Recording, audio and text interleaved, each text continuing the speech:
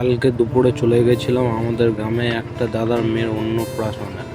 গিয়ে এরকম শুরুতে দিয়ে দিয়েছিল ডিমের ডেভিল, পুরো সেই লেভেলের ছিল, যার ভেতরে প্রোটিনটা পুরো ভরে ভরে ছিল।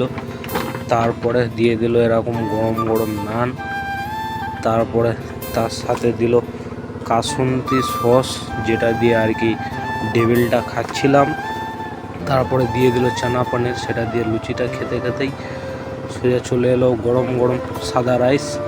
তারপরে আলু ভাজা নিয়েছিলাম, তারপরে দিয়ে দিল গরম গরম ডাল, তারপর লেবু দিয়ে চটকিয়ে খাচ্ছিলাম।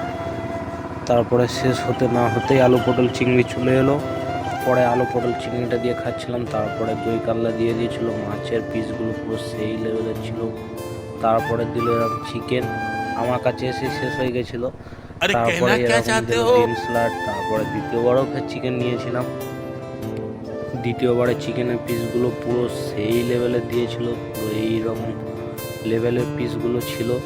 তারপরে দিয়ে দিয়েছিল পাঁপড়, তারপরে দিল আমের চাটনি, তারপরে চাটনিটা দিয়ে পাঁপড়টা খাচ্ছিলাম। তারপরেই দিয়ে দিল গরম গরম পায়েস, দুধ কাজু বাদাম দিয়ে।